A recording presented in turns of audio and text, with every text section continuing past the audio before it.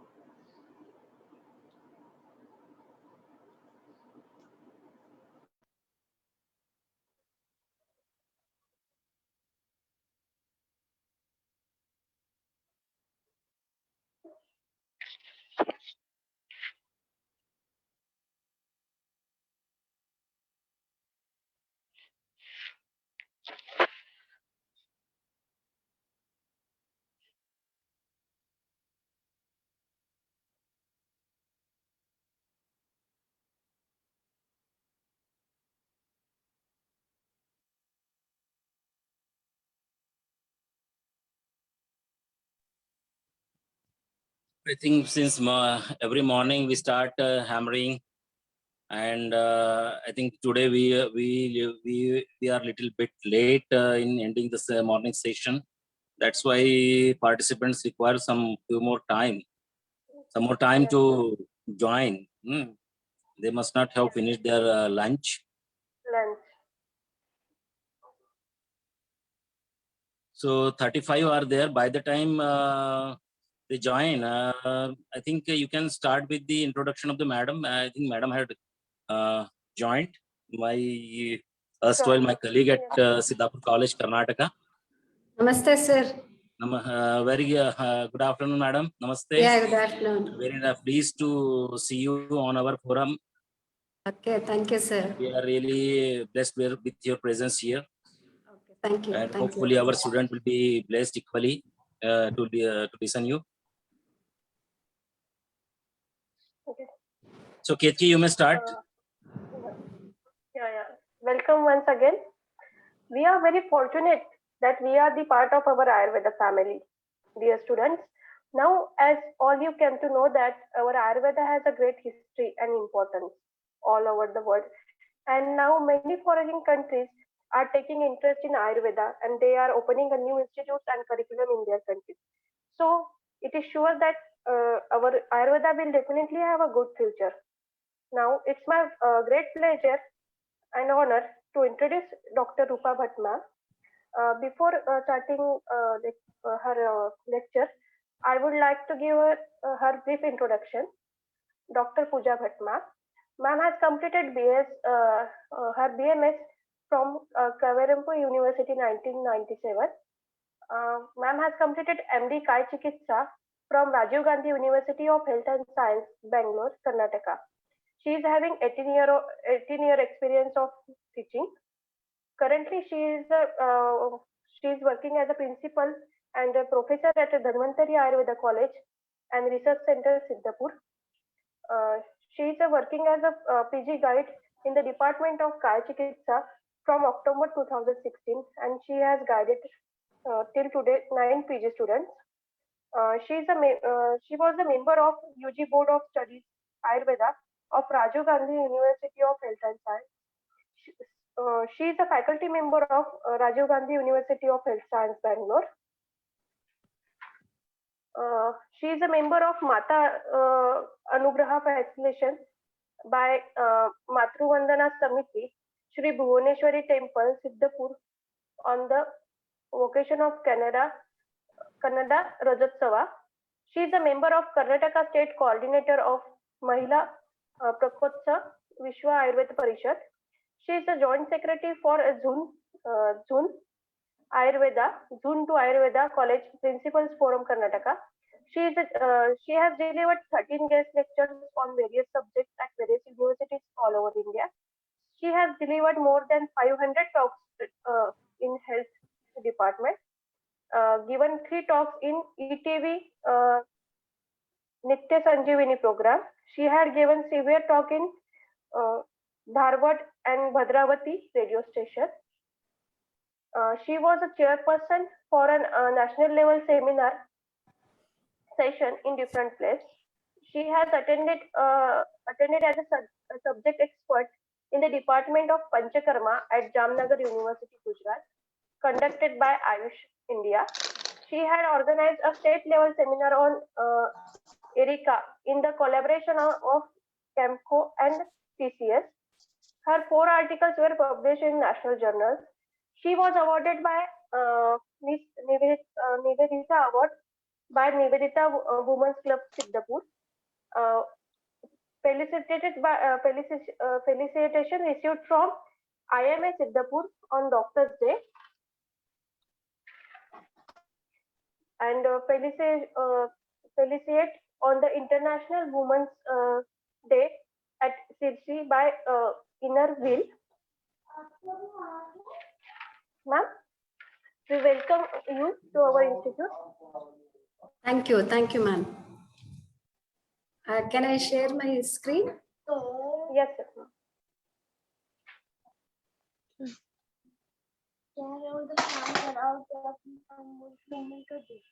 Mummy से और सब पूछिए एक बार। जाओ मम्मी के साथ बर्तन धुलवा लो या फिर उधर देख लो, मम्मी को जानती हो ना पेन और सब है। Shall I start? Yes, madam. Yes. Yes, sir. Yes, ma'am. Okay. Yeah. Snigdha, can you unmute yourself? Yes, sir. Mute yourself. Yes, sir. Yeah, respected. Yes, madam, you can proceed. Respected principal of Jupiter Ayurveda College, Subhash Wage sir. He's all of you know that he's a well-known person and also a great scholar, having well-versed knowledge both in Ayurveda and also modern science. I want to congratulate him for conducting such a wonderful transitional program for the students. And even I want to appreciate all the staff members who are doing the teamwork. Really, it is good because I was observing in the morning Facebook videos. So even the students' interaction with the, it is good. The students are also interested, but I think it is a post-lunch session. I don't know whether you are all alert or not. Pull your pinna, right, earlobe, so that you will be alert, right? The students, are you ready to listen? Yes, ma'am. Good afternoon. Yes, ma'am. Yeah. Good afternoon, ma'am. Okay, good afternoon. So I want to ask a question, ma'am. so what is very important in life for yourself and also for your family? So what wealth you have to gain as an important one? Which wealth you should have? Health. Health. Okay, you're all clever students. That's why you're answering in that way. So when I was at your age, I was thinking paisa kamana hai or ghar banana hai, khane ko milna hai, and also all these wealth, whatever the fame, name, and also the different gadgets, and also a good husband with the kids, everything I imagined. But when I started my practice, it was my first case, chronic case. When I started my career, he was 22-year-old man. He was suffering from ascites. It is called as Udara Roga. You can make out his belly. He came with his parents. He's having the very good wealth, like he had a car and also for money, etc. There was no problem at all. But he was being released from the jail on bail. So everywhere he went for like taking the treatment, but even the fluid has been removed in a bigger hospitals, but still once again it has accumulated. Liver problem was there, kidney was also affected, lungs was not working properly, he was unable to respire properly, dyspnea was present, he was unable to eat the food also in a proper way. That day I remember, like I have taken the consent of that patient earlier, and he has agreed that wherever I'll give the speech, I can take his the photos and I can explain about this.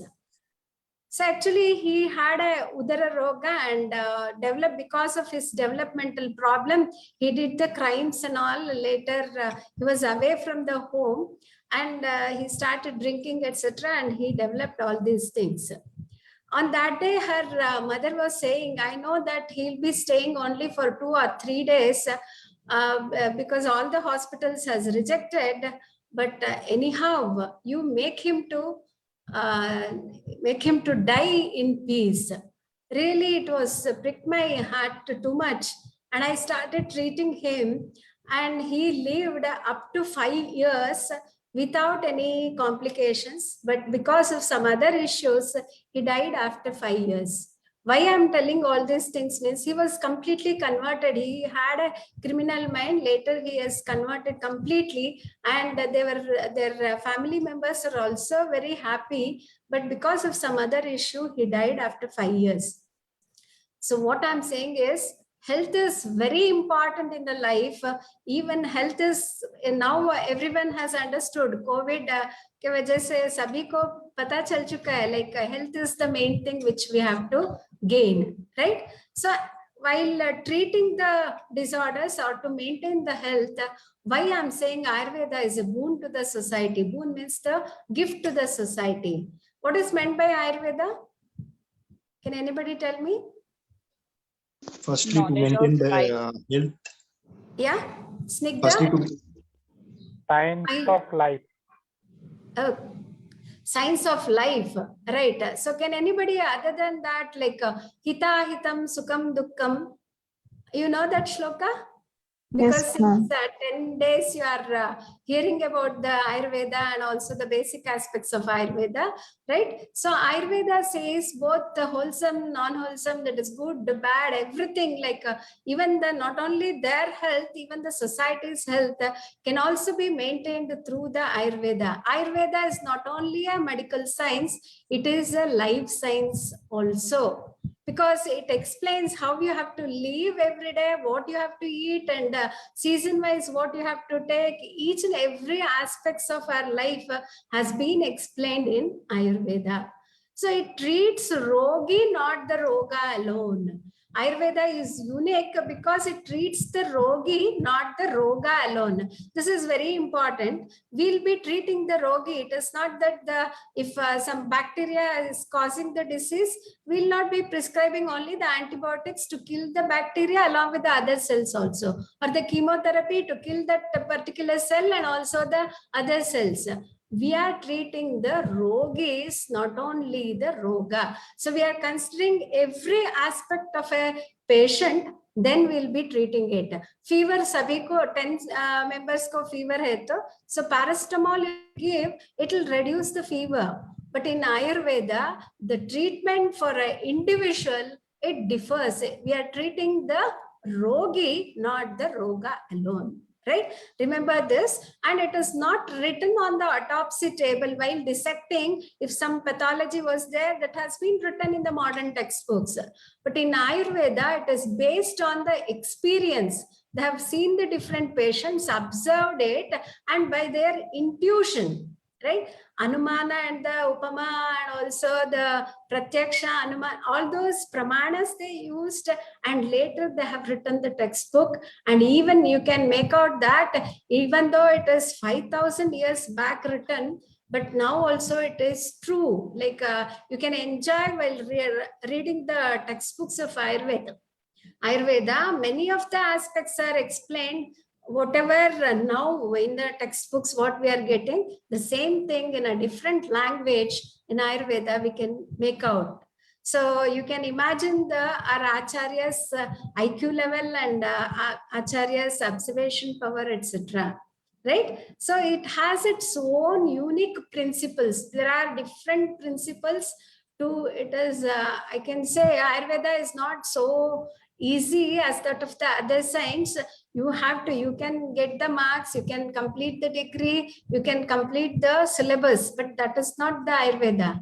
Ayurveda is like you have to put more effort to understand the beauty of Ayurveda. Okay, so it has its own unique principles, which is eternal forever. Like some of the drugs are there in the modern science. This month it is there, means next month it is banned. But in Ayurveda, it is not so. 5,000 years back, whatever the treatment they have explained, that is true now also. Okay. And even you may be knowing, because of these aspects itself, whole world is turning towards Ayurveda. I hope yesterday there was a talk by some German, right? So actually in Japan and many other European countries, now they are adopting the Ayurveda. And we are waiting, Indians, even though it is our science, but we'll be waiting for like somebody else has to say that, then only we'll accept it. But there are many aspects in Ayurveda. So you all, being a budding doctors, like you all have to struggle a lot to take out that particular thing, Amrita, which is present in Ayurveda. Okay, so the whole world is turning towards Ayurveda, that we have to take the advantage of that, and we have to give the true Ayurveda to the society, right? So Ayurveda is a boon, I told you. Ayurveda gives the longer and also the healthy life. It is not the intention of Ayurveda to give only the hundreds of years of Ayu.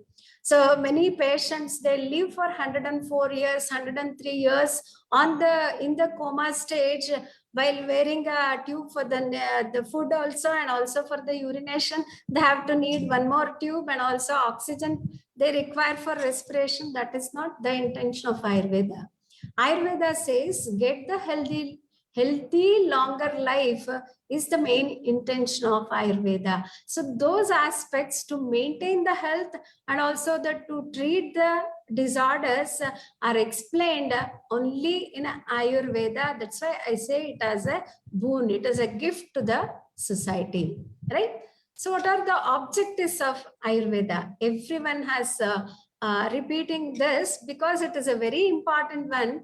In Ayurveda, main two intention is swasthasya swasthya rakshanam, that is prevention, and next is a aturasya roga prashamanam, to cure the disorders.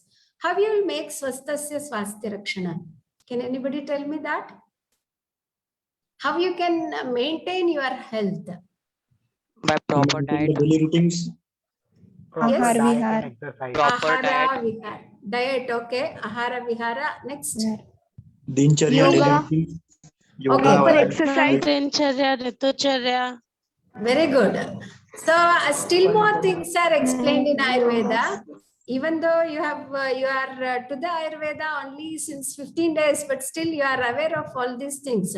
Dinacharya, Rutucharya, and also there are some important topics, that is Rasayana, Vajikarana, etc., which will maintain, and even the yoga, everything. I'll explain you that in a brief next. So by those things, you can maintain your healthy life, right? Aturasya roga shamana. So you can treat the disorder in a different way. That also I'll explain you next. But when you will be thinking about your health, when you will maintain your health, usually, so the patient starts thinking about their diet and also the exercise, yoga, walking and all. Who will do it? Whether in your age you will start doing the, now after joining the BAMS course, you have started. But when you have to think about your health, yeah, anybody know? From the very starting. From the very starting means when it may be? From the birth? From the childhood? Actually, Basically from the Adolescence. childhood, our parents and yeah, our very parents good. and everyone takes care of us, but Yes, afterwards yes. we have to take care of ourselves when we make Yeah. our own sense. Okay, so this is actually the boon of or the contribution of Ayurveda. Ayurveda says usually when they'll start walking or the dieting means when there should be for some LIC or some bond, etc., they'll be making their health checkup. During that time, if there is a borderline sugar or the blood pressure is increased or somebody had a mild heart attack, then they'll start of thinking the ahara and also the vihara, etc. But Ayurveda says, so it is not by the childhood or not during the elderly age group. It should be started before the conception itself. That is elaborately explained in Rasayana and Vajikarana Adhyaya. So he says that if you want to grow a paddy, healthy paddy, so then you have to make the bhumi fertile. The land should be fertile, and the seeds which you will sow, that is also should be very healthy. And later only you are able to get later, if you will put the water, sunlight is good, everything is proper, then you will be getting the healthy products. In the same way, like in India, where the population is more, and even the kid will be in the uterus, and also one kid will be in the lap, and will not be thinking about any health of our society, health of our India. So we want to get the healthy progeny, that is Supraja. Rasayana Adhyaya, they have told that Supraja, to get a healthy baby, first the one who want to conceive, they should get the treatment. Right? Shodhana, Chikitsa, Rasayana, Vajikarana are explained for the couples. Later, if they'll conceive, then they'll be getting the progeny in a healthy manner. Which are the Ashtangas of Ayurveda? Do you know what are the Ashtangas of Ayurveda? Kaya, there are 8 branches of Ayurveda. Excuse me. There are 8 branches of Ayurveda. Kaya, Bala, Graha, Urdvanga, Shalya, Damshtra, Jara, Vrishaha. What is Kaya Chikitsa? It is the general body medicine. That is whatever the Agni Chikitsa is also called as Kaya Chikitsa. Whatever the diseases which occurs to the body, you will be treating under this branch of medicine. What is Bala Chikitsa? That is the pediatric cases are there, means we'll be treating under that. Graha Chikitsa is nothing but a psychological disorders and also some bhuta, etc. Bhuta means don't think that it is an evil, right? What is bhuta? Can anybody? Micro. Yes, microorganisms. Okay, any infectious disorders are there, we are going to treat in this particular branch of medicine. And Urdhvanga Chikitsa, that is not only the ENT, that is head and neck, the Shiro Rogas, and also the Danta Vikaras and Karana Rogas, Netra Rogas, everything will be dealing in Urdhvanga. And Shalya Tantra is nothing but a surgical method. Maybe some of them have elaborately explained, and also you can appreciate the practical knowledge of Sushruta. Sushruta is the father of surgery. You will appreciate whenever you read the Sushrutas, each and every chapter, whatever he has told, it is true. But many of the things we are not understanding it properly because we are having the Alpamati. So if you elaborately read that, you will keenly read that, then definitely we are able to get many of the aspects which are not explained in any system of medicine. And Damshtra Chikitsa is the Visha Chikitsa, or it is also called as Agada Tantra. So Sarpa Visha, Sluta Visha, many aspects of Visha Chikitsa are explained under the Damshtra. And also Jara is nothing but a Rasayana Tantra. I'm very interested in these two aspects, that is Rasayana and also in the Vajikarna. In Rasayana, it is not the Rasayana which is taken during the elderly age group or in our age, we cannot prevent the Jara.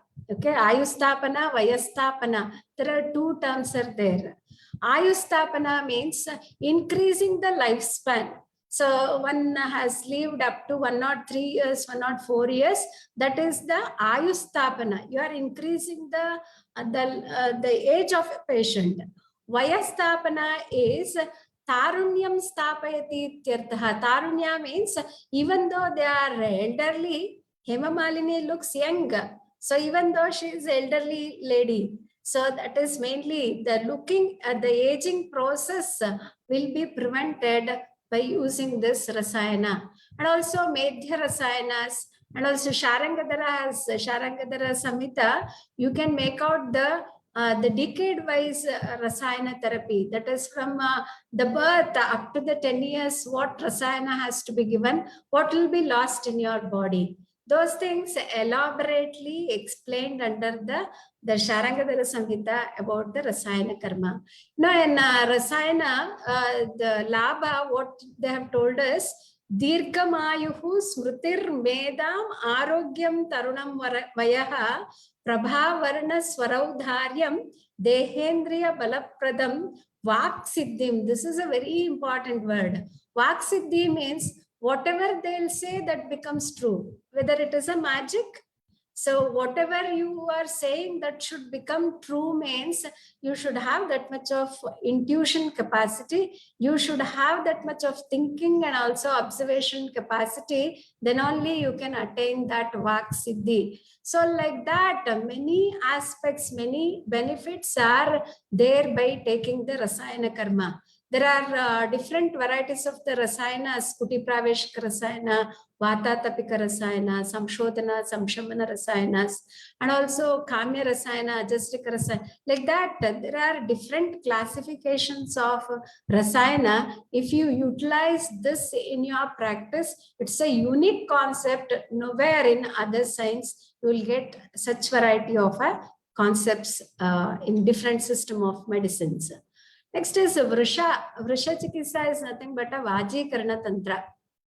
The main concept of Vajikarana is to increase the praja, that is the progeny should be increased, and also to have the good, the quality to progeny, right? But whether nowadays, that is the population is more, whether Vajikarana Chikitsa is required, can anybody tell me that? Are you understanding my thing? What I'm saying? Yes, ma'am. Yeah, whether Vajikarana, the main intention of Vajikarana Tantra is to get the Su-Bahu Praja. Su-Praja and Bahu Praja. Bahu Praja means more, the population, already population is more, whether it is required for the society. So, but earlier there were no the controlling methods. Now there are different aspects to control the progeny, but we have to adopt the Vajikarana mainly to get the healthy progeny. So if healthy progeny is there, healthy society, healthy India can be achieved by adopting the Vajikarana Chikitsa in our practice. Okay, so that you will appreciate the next when you start reading about these things. You'll understand about this particular branch. So each and every branch of Ashtangas, that many say that it is Kaya Chikitsa is best, Shalya is best, but each and every Angas of Ayurveda is very important. If you adopt it, definitely you can build a very good, healthy society. Next is the unique concepts of Ayurveda, that is concept of three doshas. Rogastu dosha vaishamyam, dosha samyam, arogata. Maybe from the beginning, everyone has told you about the tridosha, how the balance is, otherwise what happens, etc. But how to understand vata, pitta, kapha, each and every, the minutes of life, you can think about the vata, pitta, kapha. I remember one of my guru, he was telling about vata, pitta, kapha, in a what you can say, like in a temple, when you'll go, when you leave the slippers, so there also you can make out the vata, pitta, kapha. So he was telling, if a person will come and throw his slipper, so he'll not be knowing where he has left his slipper, and he'll go away. So one will be one corner, other will be in the other corner. That is vata. Pitta means one, he'll leave the slipper in a proper manner, and the other one, he'll think somebody will take away that means. So that's why he'll keep it ulta in a other place. So, and he'll think about that much sensitive. That is pitta. Kapha means he'll come slowly and he'll leave the slippers and he'll watch where I have kept it 2 or 3 times slowly and go. That is nothing but a kapha. So everywhere, I'm not saying that these are required, but practically, whenever you'll see any patients, first you have to assess which, because all the vikaras do not contain the name. Nahi sarva vikaranam namatu asti dhruvastitihi. All the vikaras are not having the proper diagnosis. During that time, you have to assess which dosha is involved, which dosha is affected, which mala is affected, where the sthana samshaya is, amshamsha kalpana you have to see, and you have to take give the treatment. So that's why the basic aspects of vata, pitta, kapha, if you are thorough, you can become a good doctors, right? So, and the dusha and the mala, I'll not repeat it. You know about the saptadhatu and the tridoshas. If they are in the balanced state, you will be healthy. If it is imbalanced, then it is considered as a disease. And the seeds of the disease, that is sthana of rogas are 2, that is manas and the sharira. So can anybody explain me the definition of health in Ayurveda? Ma'am, that shlok you are talking about, samadosha, samagnisha. Yes.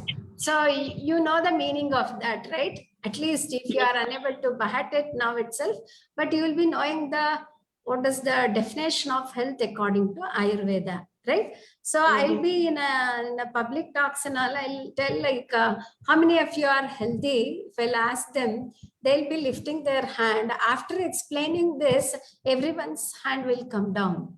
You know why?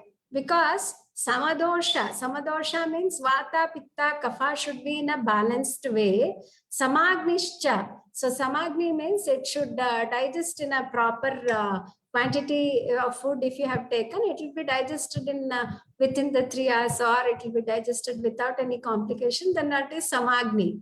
Anyhow, Samadosha, Samagni, etc. can be got it by taking the proper ahara, proper vihara, whatever you told about yoga, everything if you do, then you can maintain the Agni and also the dosha. Samadhatu malakriyaha. So you should have the saptadhatus properly. You should not be obese, or you should not be very lean, or sakshaya, raktashaya should not be present. But malakriyaha, so in a proper time you are passing your natural urges, okay. So you can maintain anyhow by controlling your ahara, vihara, etc. Up to this you can maintain anyhow. But prasanna atma and indriya manaha. So prasanna atma is a very interesting and also very complicated topic. Atma is, now I cannot explain you that. So after knowing about the Atma completely in Padartha Vijnana, you can understand it. Maybe your good deeds in the Purva Jarma, or your elderly persons, they have done the good deeds, then definitely you may have the Prasanna Atma. Prasanna Indriya, whether you are able to see, your sight is proper, your hearing capacities, all the Indriyas are proper. Okay, now there are many gadgets to assist for that. And if you are unable to see, you can wear the goggle and you can adjust all those things. But Prasanna Manas, whether you are having the Prasanna Manas, if I'll ask you, then definitely everyone will be failing this. Especially nowadays, the diseases are mainly because of the psychosomatic disorders are more, and also the manasika vyadis, and also because of the stress, many diseases are producing. Prasanna Manas.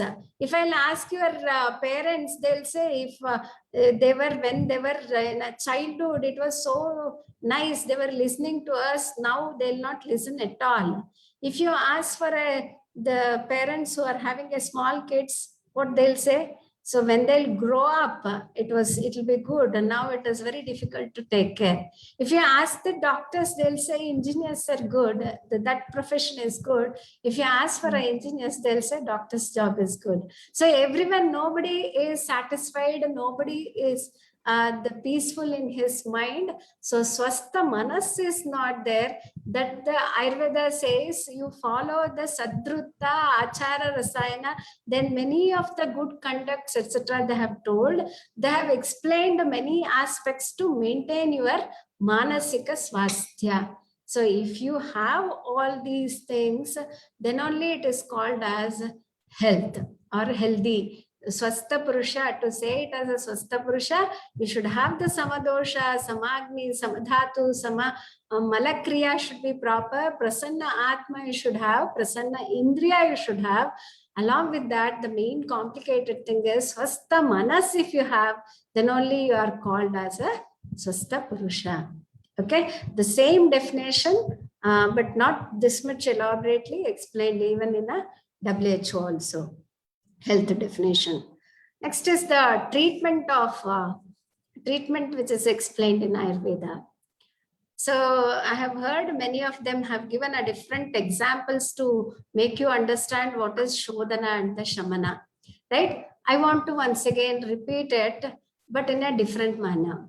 So whenever in your Jupiter College, in your hostel, so somebody will keep a competition and they'll say that they'll be coming within 10 minutes to visit your rooms. So for a competition, right? So whenever you will be relaxed and how the room will be, you can imagine. How you will clean up the rooms? Can anybody tell me that? So imagine that within 10 minutes, somebody is visiting your room and you have to clean up your room properly because they're doing a competition there. How you will clean up? Yes? Yes, ma'am, very fast.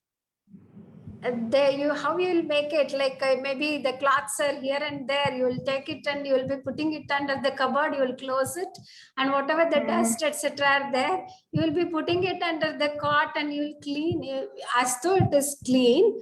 But if somebody will come and open your cupboard, it will not be completely clean. And also if they'll put this the fan, switch on the fan, definitely the dust will come away. But during that time, when they'll visit, it seems to be very clean, right?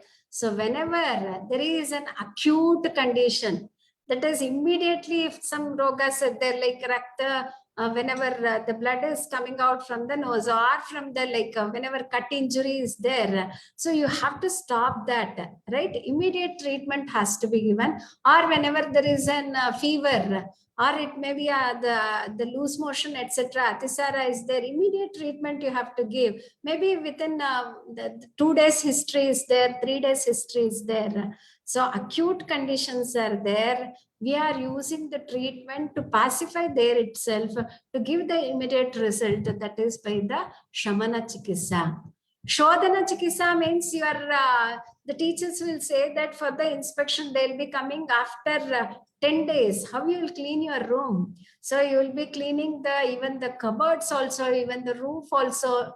So everything will be kept clean. Wherever if they'll open it, it will be clean up to the next few. So longer duration, it will be clean only. But even so after some days, definitely it will also get hampered. In the same way, Shodhana Chikitsa is like for a chronic disorder, since many days you are having the disease and you want to get treated, for example, for cases of bronchial asthma or for a madhumeha or the staulia cases, it's chronic. So during those conditions and more bahudoshas are there, so during that time you will be using the Shodhana Chikitsa, that is cleansing therapy. You will be cleaning the roof first, you will make the dust to come to the floor, later through the nearest root you will be removing it out, right? In the same way, by using the Purva Karmas, that is Snehana, Svedana, Deepana, Pachana, Adi, you will be bringing the doshas to the Koshta, then you will be expelling the dosha out of your body. That is nothing but the Shodhana Chikitsa. Shodhana Chikitsa and also the Shamana Chikitsa, we are adopting in Ayurveda. Maximum diseases we are curing by using these two principles. Okay, so elaborately, some of them have talked about the Panchakarma itself, and Panchakarma is such a therapy like you are not getting any results in any system of medicines or more chronic disorders there. Definitely we can treat it by using our Shodhana and the Shamana Chikitsa. So one more principle which is very important, because I am touching only some of the important topics. Maybe you know all these things, basic aspects, because you are in a first step, right? So you are in a first BAMS, and that too only 15 days are over. That's why I'm telling you very basic aspects of Ayurveda. Trayopastambhas. There are 3 pillars on which your Sharira is standing. Which are those? Ahara, Nidra, and Brahmacharya. Ahara. So how the ahara should be to make it as a very healthy life? You know, how the ahara should be? Any 3 aspects of ahara? Ahara is mainly Hita book, Mita book, and also the Rutu book. Hita book means Hitakara Ahara Vihara, where in your place, which one will be grown very fastly or very there, which is the crop, that Ahara, Hitakara Ahara. And also in a Hitakara place, not in front of the TV or in front of a like WhatsApp, Facebook, you will be checking, and if you will eat, it will not be digested properly, it will not absorb properly, and it will be the cause for many of the other disorders. So ahara should be hitakara. It is not that hita to your the tongue, it should be hita to your sharira. So such variety, if I'll ask you what is the hitakara for ahara for you, you'll be saying all the junk foods itself. but it is not hita to everyone. Hitakara means that which will nourish your body, that which will keep your doshas in a balanced way. Such variety of ahara is hitakara ahara. In a hitakara place, you have to sit and eat the food. And mitaboji. So hitaboji, mitaboji, and also rutubuk. Mitabuk means whatever the quantity which is required for your body. It is not fixed that in all seasons we'll be eating 2 chapatis, or for lunch only the cup of rice you'll be taking, or in the night. No, it is not fixed one. So depending on your body activity, so depending on your the capacity, digestive capacity, and there you have to decide the quantity of ahara. So there the adhyashana means the previously taken food has not been digested. That quantity of food you should not take. And also you should not take the only pramitahara, only the smaller quantity of ahara also should not be taken. It should be in a mita way, right? So hita book, mita book, and also the rutu book. So depending on the each rutus, the ahara viharas are different. Shed rutus they have explained. Accordingly, they have explained the ahara. If you take that variety of ahara, you will not become obese. You will not suffer from any of the disorders. You can maintain your health. This is about the ahara in brief. Okay, so this is very elaborate way you will be studying later. So how the ahara should be, and also how the nidra should be. Nidra also, like the prajagara should not be there. That is sleeping. What in Ayurveda, when you have to get up? What time you have to get up? What is Brahmi Muhurta? Before sunrise. Before the sunrise, 1 hour. Before sunrise, how many hours before? 1 hour. 1 hour 36 minutes. 1.5 hour before the sunrise you have to get up. And also, like, it is not only for studying purpose or to write it in exams. You're all becoming a doctors because the patients will be considering you as a god. Like if you treat any patients, in other profession, I'll say this is a noble profession, so you can earn the money. That is, money is different. But the satisfaction when you treat the cases and when they'll be happy, so during that time it is worthless. Like you cannot count any wealth for that, right? Is that variety of a noble profession it is. In that profession, you have to develop, you should be considered as a god, means you have to develop such a personality. And also it is not only to preach nidra, ahara, etc. You have to adopt all those things. You should maintain your health. You should adopt all the principles of Ayurveda. Then only you can preach it very easily to the whole world. Understood? So when you have to get up, try to get up in the Brahmi Muhurta itself, and sleep not after watching every the serials and also the every crime story, etc.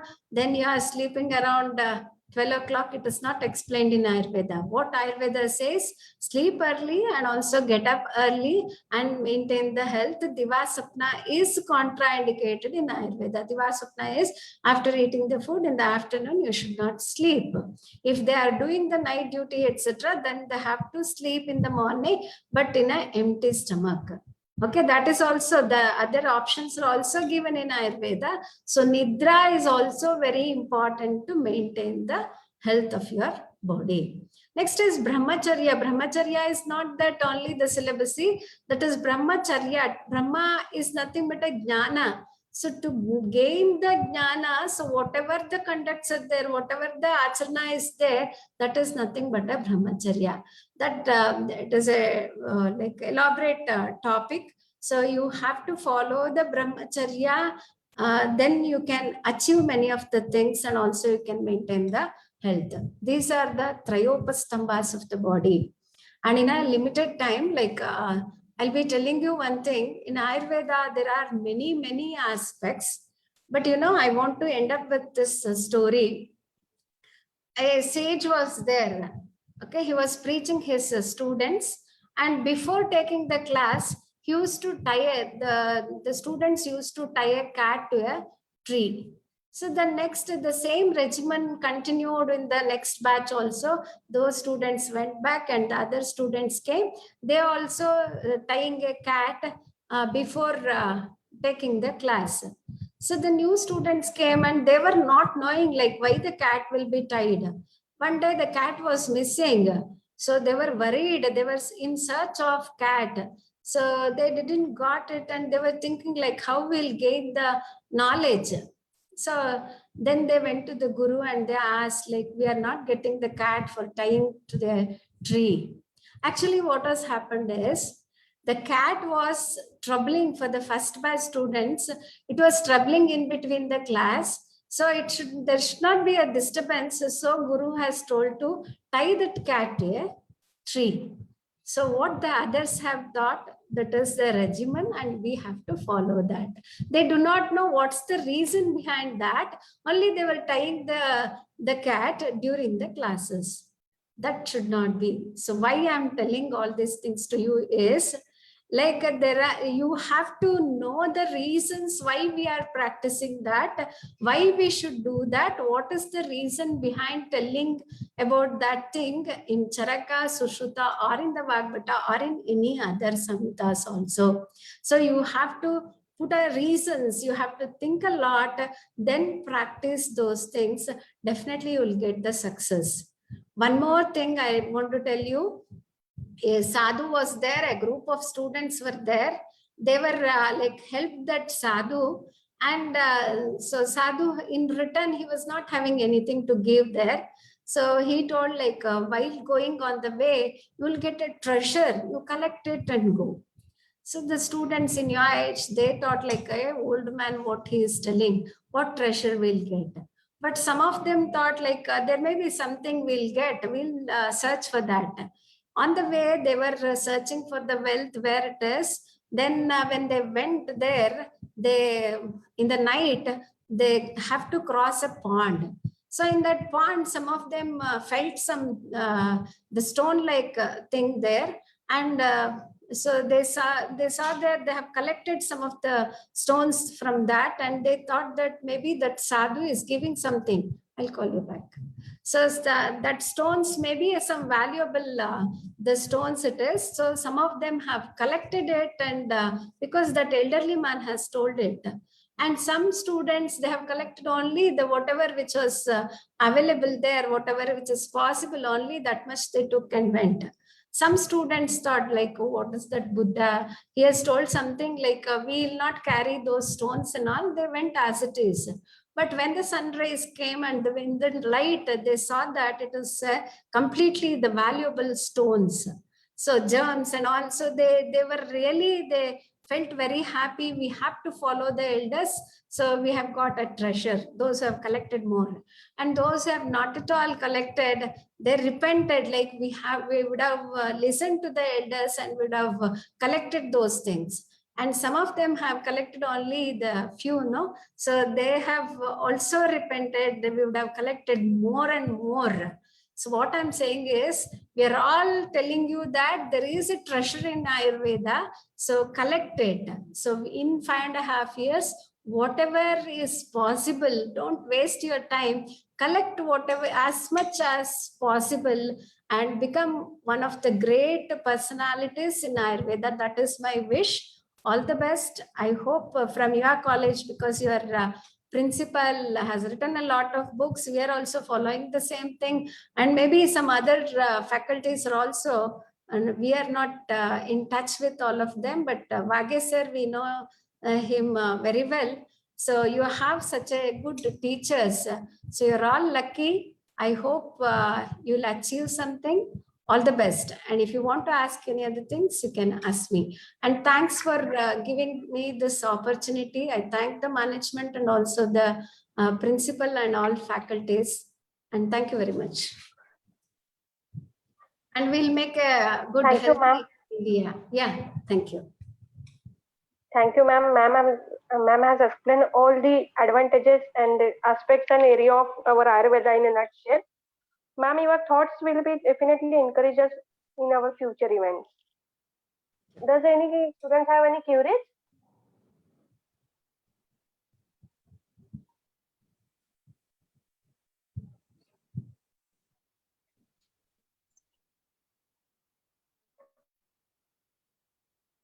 Students, you can ask a question.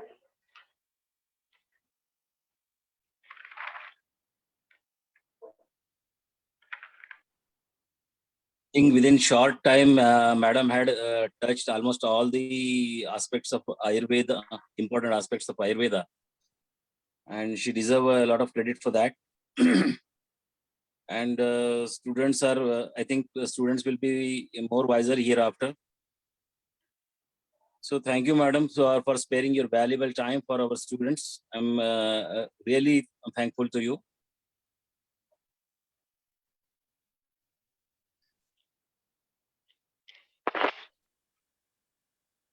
Thank you, ma'am. Now we should allow the ma'am to take leave, I think. Yes.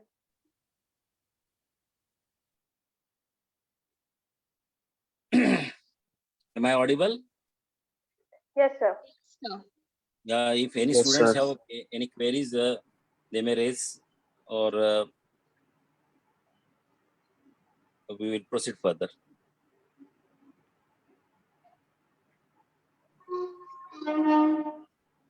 Yes, I think our next.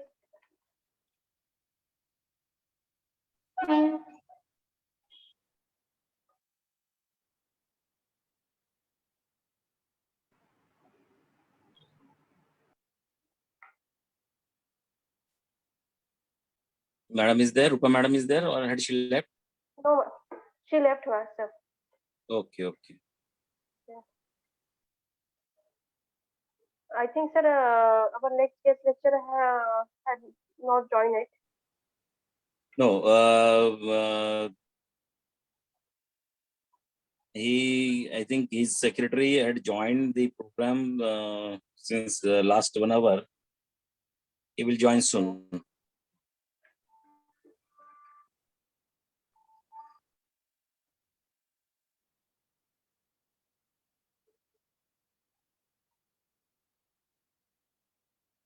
So students, if they have any query, or guest had joined actually, and you can just introduce Dr. Oleg sir. Oleg, sir. Okay. Ketki, Oleg sir had joined. Yes, sir. Okay, sir. Now we are moving towards our next lecture of today's session. I welcome Dr. Oleg Sarkonin, sir. Dear students, our Indian culture has a guest history of a Nadi Parikshana, means pulse diagnosis. Many Vedas in the past used to diagnose disease with the help of Nadi Pariksha. Nadi Pariksha is the diagnostic technique used in India, in Chinese medicine, Mongolian medicine, in Siddha medicine, Tibetan medicine, in Unani too. In Ayurveda, advocates claim that by taking a pulse examination, humor imbalance of doshas can be diagnosed. So let's move towards our next session uh, on physiology and pulse diagnosis by Dr. Oleg Sorkunin, sir. Before starting his lecture, I will give his brief introduction. Dr. Oleg Sorkunin, sir. Uh, he is the executive director of National Ayurvedic Medical Association of Russia. Uh, he is a he is the founder of Biocavant company. He is the author of Veda Plus Technologies. He is the ideological mastermind of Veda education, Veda genetics, Veda biotica projects. Again, he is the expert of the coordinating council for improving the regulatory framework in the field of traditional medicine at the Ministry of Health, uh, the Russian Federation. He is the author of 85 scientific publications in clinical psychology and pulse diagnostics. I uh, I would sir, Yes. are Should you we here, sir? start? Yeah. Okay. Again, welcome, sir. Mhm. Yes. You can start now, sir. Mhm.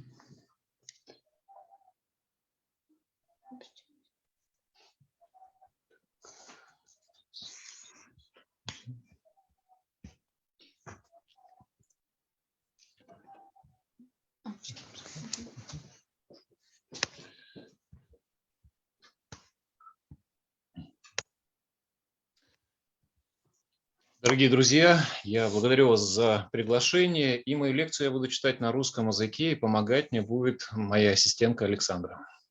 Dear friends, thank you for your inviting me to this event. I'm going to speak Russian, and my assistant Alexandra will help me with translation. Но у вас появляется замечательная возможность услышать русский язык, ведь многие специалисты говорят, что он очень близок к санскриту. And you have this wonderful opportunity to listen to Russian speech. Some people say it's closest to Sanskrit. Итак, я благодарю доктора Субхаша за приглашение выступить перед вами. И вот коллега, которая меня представляла, она рассказала очень много моих регалий, но в первую очередь я чувствую себя ученым. Это моя миссия в этой жизни. I am thankful to Dr. Subhash for inviting me to take part in this event, and the organizer introduced me very well and named a lot of my professional achievements. But first of all, I feel my position as a scientist.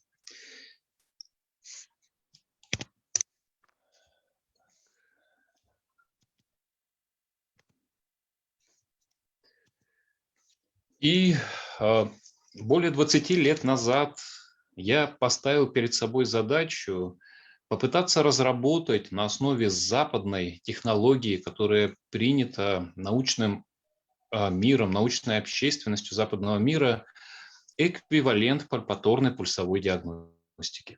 20 years ago, I set a goal to try to develop, basing on the Western technology recognized by the academic society worldwide, the equivalent of palpatory pulse diagnosis. И мы проводили многочисленные научные исследования в рамках нашей аюрведической ассоциации, которую я возглавляю.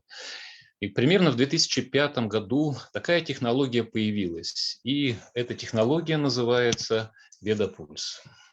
We had multiple scientific research within our National Ayurvedic Medical Association, which I am a head of, by the way. And around 2005, the technology appeared, and it is called Vedapulse technology. И вот в течение моей лекции сегодня я хочу ответить на 3 очень важных вопроса, которые позволят вам понять, каким образом технология Ведапульс существует и дает колоссальный объем данных для специалиста, работающих в различных направлениях холистической медицины, в том числе и в области аюрведы. And within my lecture, I would like to answer 3 major questions, giving you the answers to the insights, how Vedapulse works, and how it manages to give the colossal amount of information to the wide range of specialists of the holistic medicine, working within various branches of traditional medicine, including Ayurveda. Итак, первый и очень важный вопрос заключается в том, что какова связь между пульсовой волной, которую пальпирует специалист, изучающий, например, Нади Парикша, и работой сердца? And the first major question is, what is the connection between the actual pulse wave palpated by the pulse practitioner working within Nadi Pariksha study and heart work? И если такая взаимосвязь существует, то почему в пульсе и в ритме сердца может содержаться информация о состоянии других органов и систем и о балансе ДОШ, если этому современное научное академическое обоснование? And if there is a connection, why pulse wave and heart rate can reflect the condition of organs and systems and dosha balance, and is there any scientific academic grounds for that? Ну и если мы с вами ответим на первые 2 вопроса, то неизбежно перед нами, как учеными, встанет вопрос, а возможно ли с помощью современных математических методов эту информацию извлечь для врачей, чтобы использовать ее в рамках инструментального анализа ритма сердца и пульса? And answering those two questions, we as scientists have this insight. Do we have any mathematical, scientific technique to withdraw the information we get from the heart rate to use it for actually carry out the instrumental diagnosis? Вот перед вами достаточно простая картинка, которая показывает такой общий принцип того, каким образом через пальпаторную диагностику мы можем слышать пульс ДОЖ в пульсовой волне. This is the simple picture showing you how, basing on the simple things, we can actually palpate or diagnose or hear the doshas in the pulse. И, как вы видите, указательный палец пальпирует преимущественно все характеристики, связанные с вата-дошей, средний с пита-дошей и безымянный с капха-дошей. As you can see here, the proximal finger or the index finger palpates or feels every characteristics associated with vata dosha, and the middle finger with pitta dosha, Безымянный. And the ring finger with kapha dosha. Но на самом деле, глубоко изучая пальпаторную пульсовую диагностику в разных традициях, в китайской традиции, тибетской, персидской традиции, в том числе и в аюрведической традиции, я уже давно пришел к выводу, что в каждой традиции очень-очень много школ и различных отклонений в интерпретации, казалось бы, одного и того же метода пальпаторной диагностики. But after a deep study of palpatory diagnosis in different traditional medicines, such as Chinese traditional medicine, Tibetan, Persian, even Ayurveda, I came to a conclusion long ago that there are many schools describing different methods within one single technique. Ну и вот если взять конкретно Надя Парикша, то как минимум существует 3 основных направления. Это первое направление связано с пальпацией всего одного уровня пульса. Второе направление связано с пальпацией 3 уровней пульса. И третье направление, к которому принадлежу я и являюсь продолжателем идей моего наставника, это направление, которое связано с анализом пульса на 7 уровнях, хранителем которого является доктор Васант Лад. And taking Nadi Pariksha, there are 3 basic branches. The first branch captures the pulse diagnosis within only one level, the first level of the pulse. The second branch includes pulse diagnosis within 3 levels of the pulse. And the third one, which I am a follower of, includes the pulse diagnosis on the 7 levels of the pulse. And the guru of this direction is Vasant Lad, Dr. Vasant Lad. И согласно этой 7-уровневой системе диагностики, а как вы понимаете, уровень – это как бы степень погружения подушечки пальца врача на сосуде пациента, когда он пальпирует. И здесь необходима уникальная точность, чтобы все эти 7 уровней можно было почувствовать своими пальцами. And talking about the 7-level system of pulse diagnosis, when we say level, we mean the degree of deepening of the fingertips of the doctor into the patient's vessels, and this requires the utter accuracy. И вот согласно этой школе, на самом деле пульс вата, пита и капха доши мы должны уметь слышать под всеми 3 пальцами, но в соответствующих проекциях. And according to this 7 levels of pulse school, we are supposed to feel Vata, Pitta, and Kapha under each finger, but on the level or on the different levels of or under different projections. И, конечно, пульс доши имеет уникальные характеристики, которые в определенной степени генетически, или, как бы сказал юридический врач, пракрити детерминированы. Of course, the pulse or the push of each dosha has unique characteristics. They are genetically, or as an Ayurveda specialist would say, prakriti determined. Но так или иначе, когда мы говорим о пульсе, мы должны понимать, что фенотип пульсовой волны – это очень сложный феномен.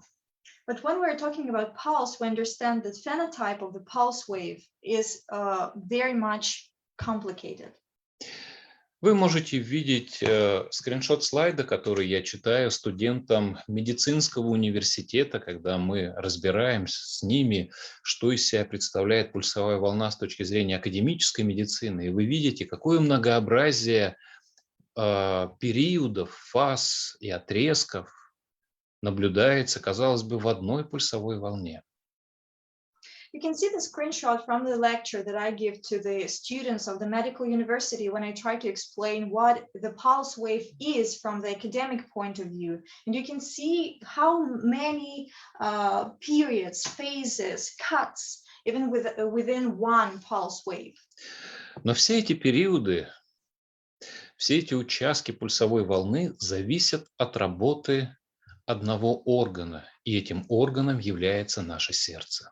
And all these periods, all these cuts are dependent on the work of this single organ in our body, and this organ is our heart.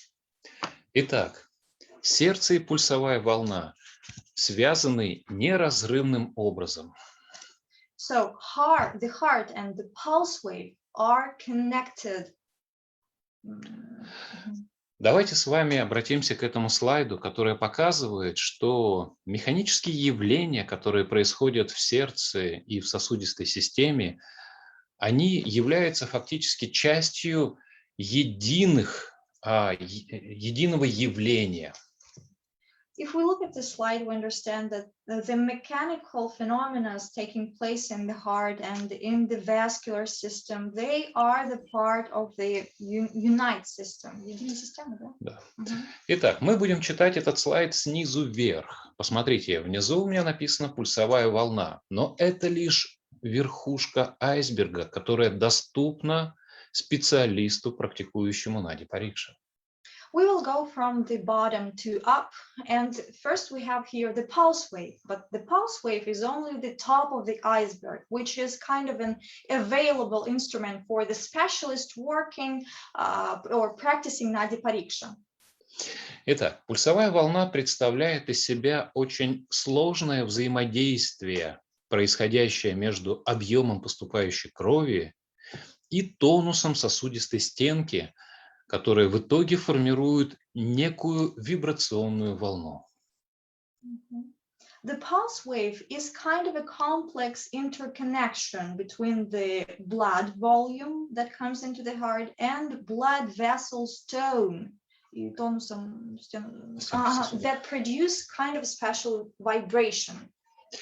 И мы должны сказать, что феномен пульсовой волны, он существует исключительно на уровне крупных сосудов. Например, пульсовые колебания абсолютно отсутствуют в микроциркуляторном русле. And we must say that the pulse wave phenomena exists only within the large vessels plane. We should say that the pulse wave, there are no pulse fluctuations within microcirculation flow. И вибрационный код, в первую очередь по крупному сосуду, задает наше второе сердце, аорта, которая как пружина растягивается в момент выброса крови со стороны желудочка. Аорта, вентрикулум. Нет, пружина. Пружина. Ну, просто растягивается. And the vibration code in the large vessels, first of all, is produced by aorta, which stretches. Она растягивается от объема крови, поступающего в желудочка. It stretches due to all the blood volume that comes from the blood ventriculars. И все это чистая механика. Но дело в том, что перед тем, как сердце выбросит порцию крови как механический насос, в нем происходят уникальные процессы электромагнитного возбуждения. And this is purely mechanics. But the thing is, before the blood actually outputs a certain amount of blood, there are certain specific electromagnetic processes happening within the heart. И сердце в первую очередь работает как электромагнитный генератор. И когда мы говорим, например, о такой субдоше, как вьяна-вайю, фактически электромагнетизм сердца напрямую связан с физиологией существованием этой субдоши.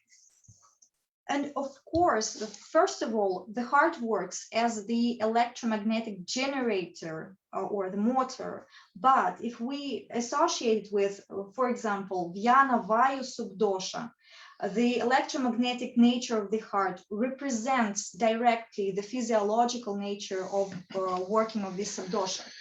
И вопросы электромагнитного возбуждения напрямую в сердце связаны с уникальной системой клеток писмейкеров и проводящей системой сердца. And the electromagnetic excitation nature of the heart directly connected with the pacemaker cells phenomena and conductivity system of the heart, conductive system of the heart. Клетки писмейкера фактически являются чувствительными барометрами нашего организма. Они практически знают все, что происходит в нашем организме. The pacemaker cells are nothing but sensitive barometers of our body. They know exactly what happens in all the organs and systems. Они, как биохимические лаборатории, сканируют всю притекающую кровь на предмет различных метаболитов, гормонов, биологически активных веществ, которые имеют сигнальную природу. As the special sensors, they scan all the incoming blood volume for incoming metabolites, hormones, biologically active substances as the signal, having the signal nature. Они получают информацию от нервных сердечных волокон, которые подходят к сердцу, вагуса, симпатикуса, и таким образом понимают все, что в текущий момент времени необходимо организму. The pacemaker cells get all the information from the nervous heart fibers, the vagus and sympathicus, and thus know all the nervous information that going on in the body. И понимая в каждый текущий момент времени, что происходит в организме, они, возбуждаясь, заставляют сердце биться с таким ритмом, чтобы сердце выбрасывало кровь, содержащую энергетические и пластические вещества, которые в конкретный момент времени в этом количестве необходимы нашему организму. And getting this information, the total information within each and every moment what's happening in the body, the pacemaker produce the certain excitation, making the heart output the blood with a certain amount of energy and plastic substances needed in the certain organs and systems. Многие мистики, которые работают в области биоэнергетики человека и допускают существование такого феномена, как энергетические центры или чакры, связывают работу писмейкера с работой анахата-чакры. Мистики. Эзотерики. The esoteric specialists working with bioenergy and energy centers and chakras associate, они связывают на сердце с анахата-чакрой? Писмейкер. They associate the pacemaker cells with anahata chakra. А таким образом они говорят о том, что клетки писмейкера, возбуждаясь, сканируют информацию о состоянии человека не только на физическом плане, но и на уровне других планов бытия и существования человека. Thus, they suggest that pacemaker cells, when they excite, they scan not only information on the physical level, on the physical domain, but also on all the levels of existence.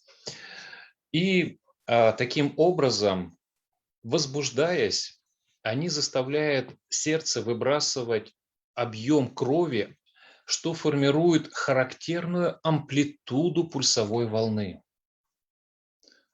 When pacemaker cells get excited, they make the heart produce a certain blood amount wave that produces the specific amplitude. Таким образом, если мы с вами пытаемся понять, что лежит в основе феномена формирования пульсовой волны, мы с вами дойдем до основы, связанной с работой пейсмейкерных клеток. Thus, if we try to dig into the base, what actually forms the pulse wave, we will touch this basic phenomenon of pacemaker cells.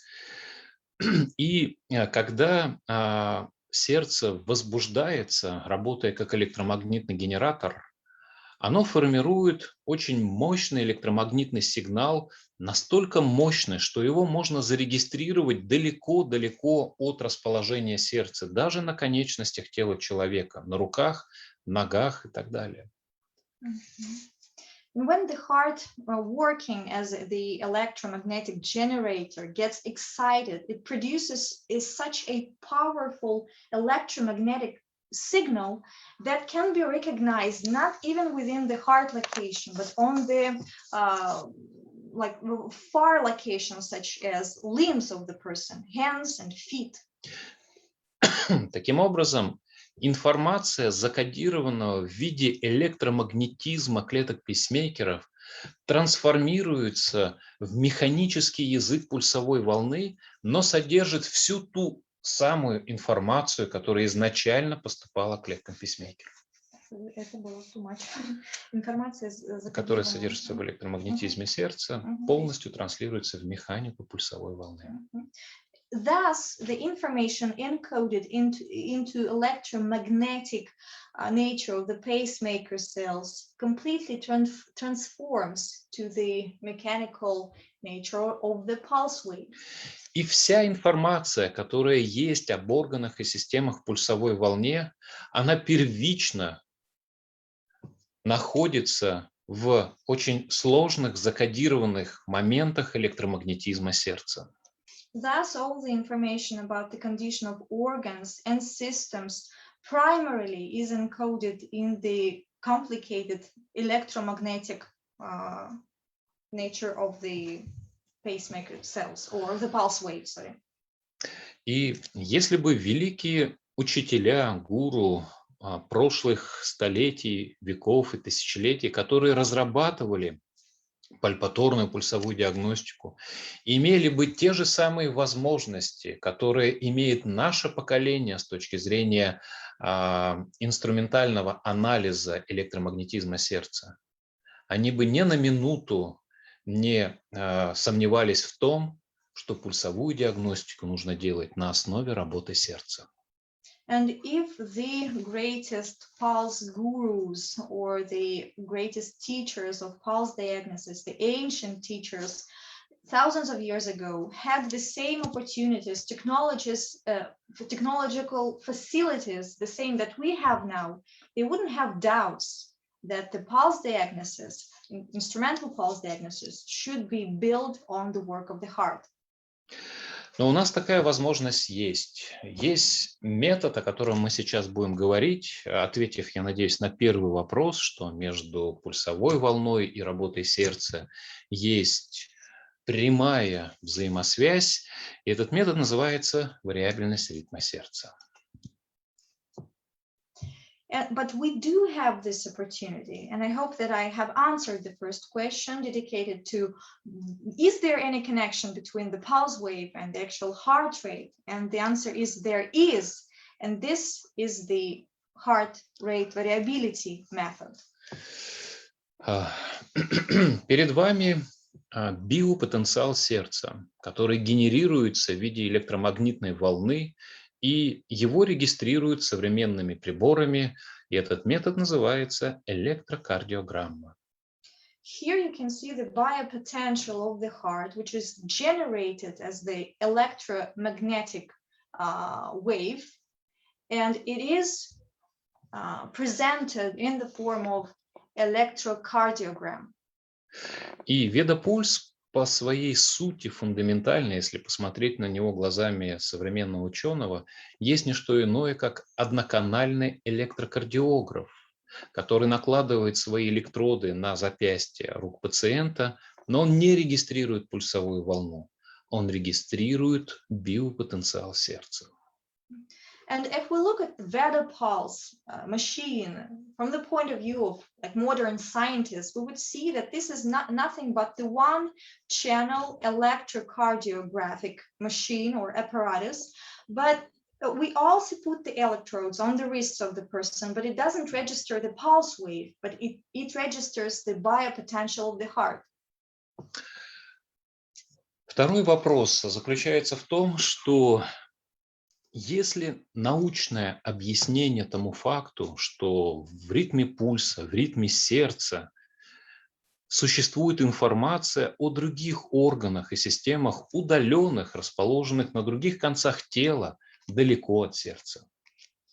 And answering the second question, if there is any scientific explanation or scientific ground for the connection, scientific explanation to the question, why pulse rhythm or heart rhythm can reflect the information of what is going on in the organs and systems.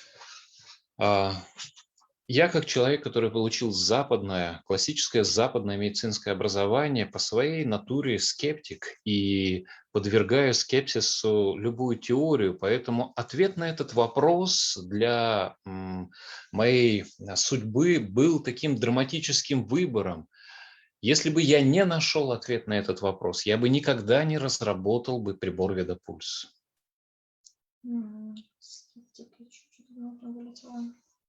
Skepticism.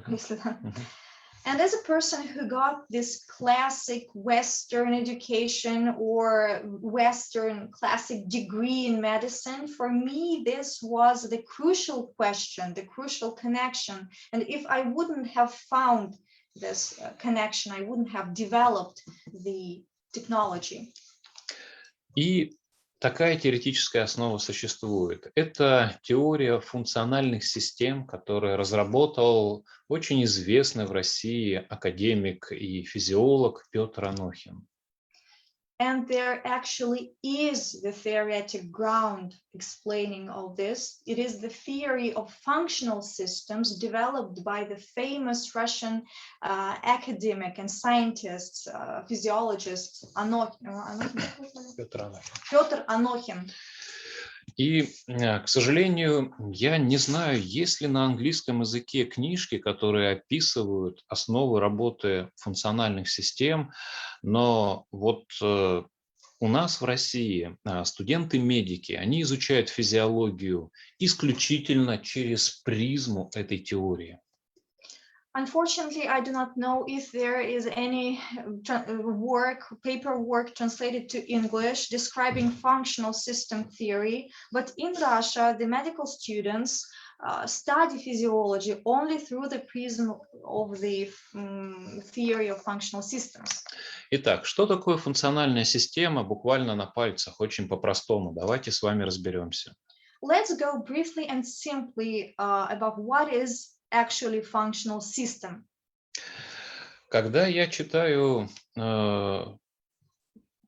учебник по функциональной системе, я часто прихожу к выводу, что у меня возникает такое ощущение, что я читаю Аштанга Хридаям Самхиту, потому что идеи, выводы и мысли, которые заложены в основе этой теории, они настолько комплементарны холистическому знанию, что это вызывает какой-то вот дикий научный инсайт у меня. And when I go through or I read the textbooks about functional systems, I have this funny feeling that I read Ashtanga Hridaya Samhita actually, because there are so many ideas, conclusions, thoughts, which are so much close or complementary to holistic ideas. that I have this strong scientific insights. Итак, давайте разберемся, что такое функциональная система. И я задам вам вопрос риторический, на который сам отвечу. Скажите мне, какой орган регулирует уровень сахара в крови? So what is the functional system? And here I will ask you this rhetorical question and I will answer it myself. Tell me, what organ actually regulates the amount of blood sugar, the blood sugar level? И наверняка каждый из вас скажет, что, конечно, это поджелудочная железа. And many of you will say that, of course, it is pancreas. И вы будете правы, но только в одном случае, что человек спокойно сидит на диване, смотрит свою любимую телепередачу и не выполняет каких-то физических нагрузок. Только в этих условиях поджелудочная железа может качественно и эффективно регулировать уровень сахара в крови.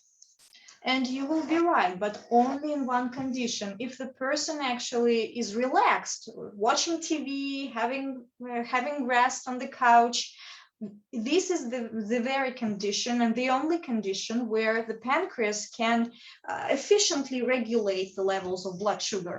Но стоит только человеку начать выполнять физическую нагрузку, и поджелудочная железа уже не справляется с регуляцией уровня сахара, и она зовет себе на помощь еще один орган, и этим органом является печень.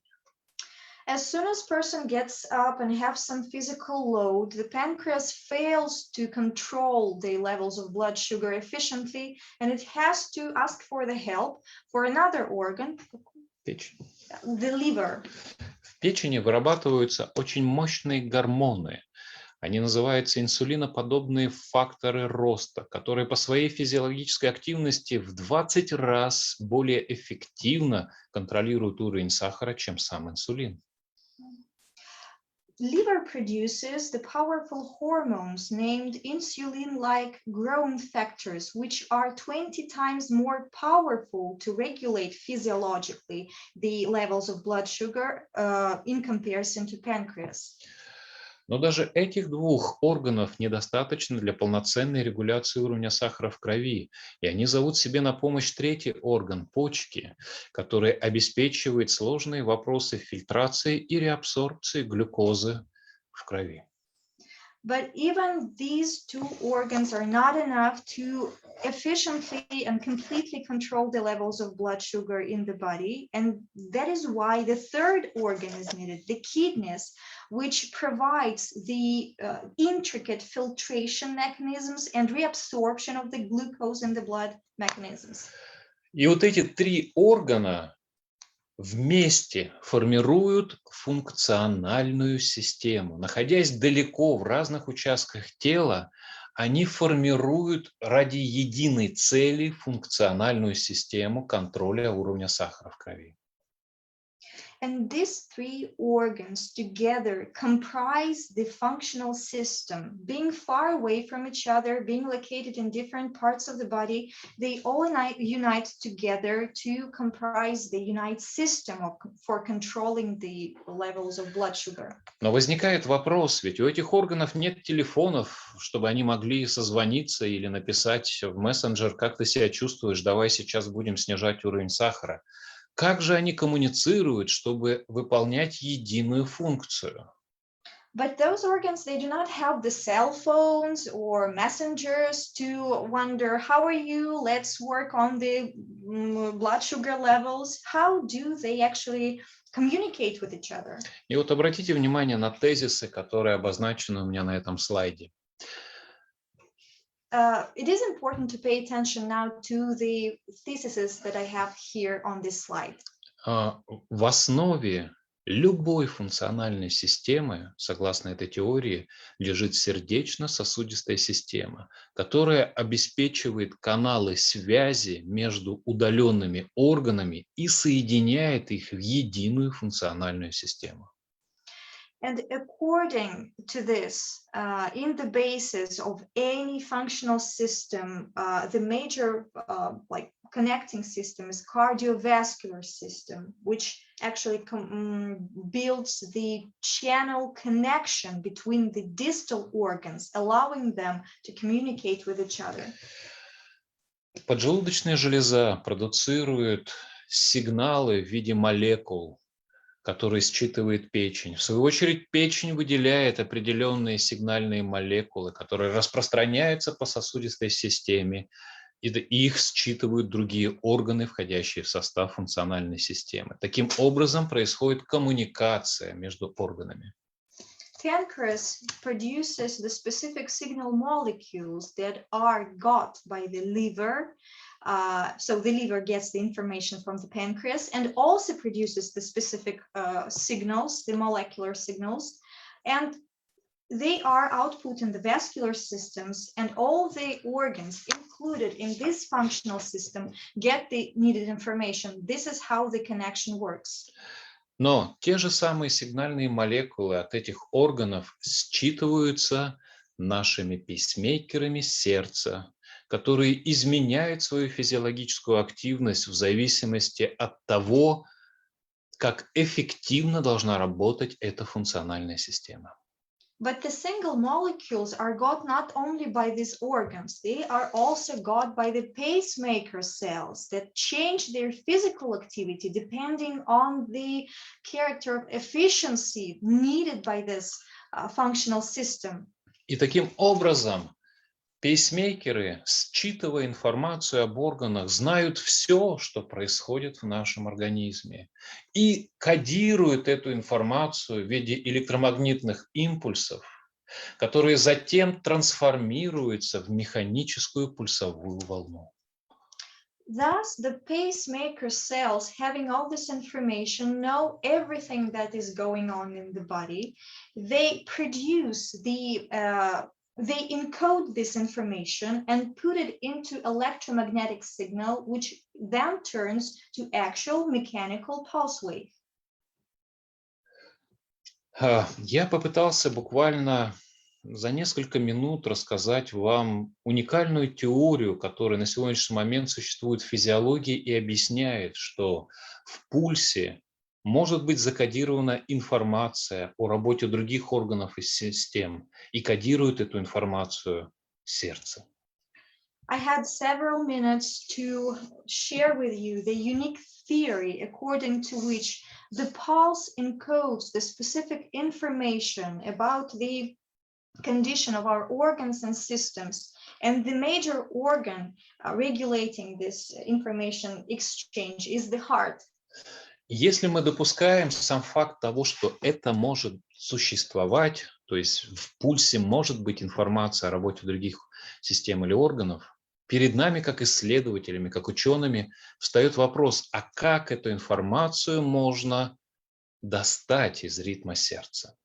So as the scientists, if we suggest that there is such information encoded in the heart rhythms, the question arises in front of us, how can we actually withdraw with this information? И мы смогли получить эту информацию благодаря уникальному феномену, который получил название вариабельность ритма сердца. And we have managed to learn to withdraw this information thanks to the greatest phenomenon of heart rate variability.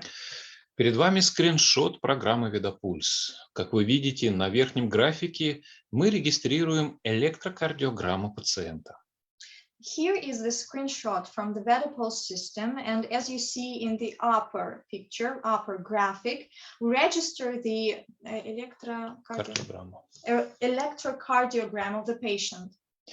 Затем мы ставим вертикальный маркер на так называемый самый большой пик в электрокардиограмме, который получил название R-зубец.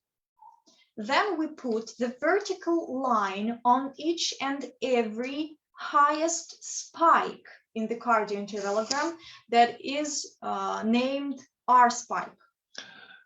И измеряем расстояние между предыдущим R-зубцом и последующим R-зубцом. And we measure the length between the neighboring R-spikes. Это расстояние получило название длительность сердечного цикла. And this cut is called the duration of the heart cycle. Именно в течение этого периода времени сердце успевает возбудиться, затем механически сократиться и выбросить кровь, порцию крови, которая сформирует пульсовую волну.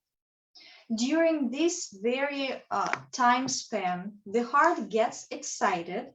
It also contracts mechanically and produces the output of blood, which in its turn produces the pulse wave. Но давайте посмотрим на длительность разных кардиоциклов. But pay attention to the duration of different cardio cycles. Порядковый номер кардиоцикла вы видите в виде цифры перед скобками, а внутри скобок мы видим длительность в миллисекундах кардиоцикла. The order number of the cardiac cycle, you can see it is reflected in the figure before the brackets, and in the brackets you can see the duration of the cardiac cycle in the milliseconds. Сейчас я вам назову несколько длительностей, чтобы вы увидели определенную закономерность. I will name for you several different durations, so you would see the certain pattern here. Первый кардиоцикл 875 миллисекунд, второй 848, третий 793, четвертый 773 миллисекунды. So the first cardiac cycle duration 875, the second one 848, the next one 793, the fourth one 773. Что я хочу вам этим показать? В первую очередь, что каждое биение сердца уникально в текущий момент бытия сознания человека. So what is my purpose? What I want to show you here? It is that each heartbeat, each heart push is unique, each and every specific moment in our life. Сердце знает в текущую единицу бытия, сколько праны нужно нашему организму для существования, и выбрасывает порцию крови для того, чтобы питать ткани. Each particular second, each particular moment in our life, the heart knows what amount of prana is needed and where it is needed in our body and produces the certain output of blood. Если вы посмотрите на нижний график, то по шкале X это будет порядковый номер кардиоцикла, а по шкале Y это его длительность в миллисекундах. X это номер, а Y? Y номер, а X это длительность. So pay attention to the graphic below. It is the coordinate system, let's say. The y-axis is the order number of the cardiac cycle, and the x-axis is the duration in milliseconds. И вы видите, что в течение записи мы записали около 380 кардиоциклов. Длительность сердечного цикла постоянно колеблется. Вот это и есть феномен вариабельности ритма сердца. So if we look at the whole recording, and during the recording we got totally 380 cardiocycles, and duration of each and every cardiocycle was unique, and this is the heart rate variability phenomenon. И внешне вот эта волна напоминает пульсовую волну. Это очень интересная закономерность. And appearance, the actual appearance of this wave reminds the pulse wave. This is interesting. Но вот этот волновой колебательный контур, который формируется сердцем, на самом деле есть очень сложный процесс, в котором есть суперпозиция или наложение частот разных функциональных систем нашего организма. And this wave fluctuation contour that we see here produced by the heart is actually the result of the complex process of overlapping of frequencies of different systems in the body. И источник информации о том, как чувствуют себя другие органы и как мы можем количественно послушать доши, является вот этот самый график, который называется кардиоинтервалограмма. And the actual source of information about the condition of the organs and systems and quantitative and qualitative representation of doshas is this very graphic, the cardiointervalogram. Мы используем математический метод, который получил название спектральное Фурье-преобразование. Это, кстати, тот же самый метод, посредством которого нейрофизиологи из мозговых ритмов извлекают альфа, бета, гамма, тета ритмы мозговой активности. Преобразование Фурье просто. So we use the special mathematical methods based on the spectral Fourier theory. And by the way, basing on this theory, the neurophysiologists withdraw the alpha, beta, gamma, theta rhythms from the brain. Получается. Используя тот же самый метод, мы с вами расшифровываем язык сердца. Я называю это санскрит сердца, потому что, расшифровав его, мы начинаем понимать, как работает каждый орган нашего организма. And using the same method, we decode this heart language, or as I call it, the Sanskrit of the heart, because only learning this language, we actually get the information about the condition of our organs and systems and understand how they work. И вы видите спектрограмму, где по нижней шкале показана частота в герцах. И каждая функциональная система в нашем организме, каждый орган работает на своей определенной частоте. If you see it, look at the spectrogram, the graph, нижняя что? Нижняя вертикальная шкала. The lower вертикальная? The lower horizontal line shows the frequencies in hertz, actually representing all the frequencies of all organs and systems. Зная, на какой частоте работает каждый орган или функциональная система, мы можем количественно оценить, достаточно ли эффективна эта работа или недостаточно эффективна. Knowing the functional frequency of each organ and system, we can quantitatively assess, is it efficient enough? Но встает вопрос, как же мы с помощью этого метода можем измерить баланс дош в организме пациента? And there's a question now, how using the same method we can analyze the dosha balance in the body? Обратите внимание, подсказка. Спектр раскрашен в 3 цвета: зеленый, красный, синий. Не случайно, потому что и дош в нашем организме 3. And here, pay attention, and this is the kind of a clue. The spectrum is colored in 3 different colors: the blue one, the red one, and the green one. 3 colors, and there are 3 doshas.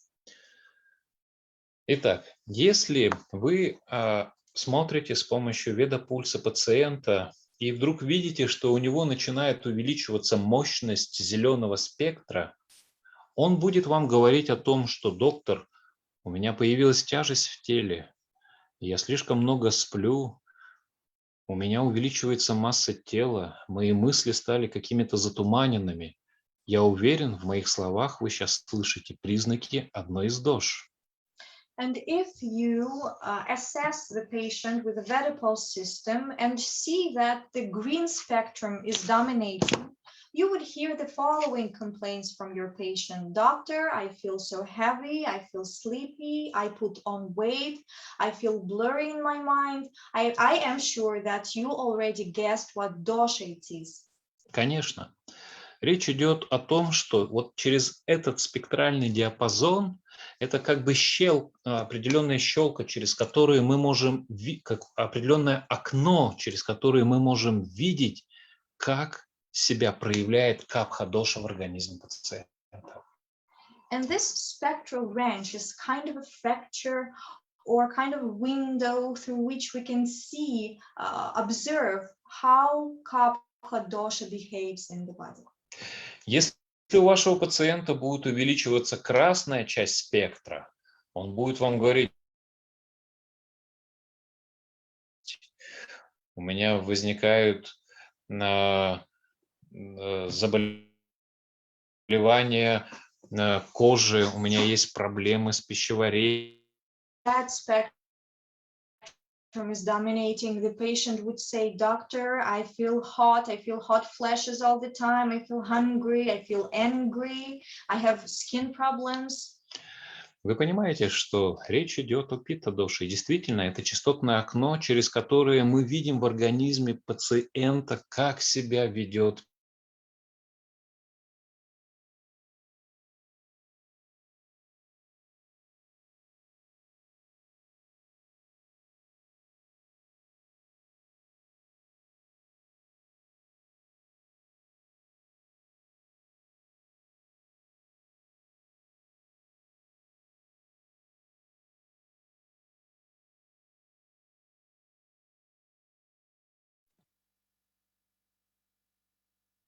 Sir, is there any loss of connectivity?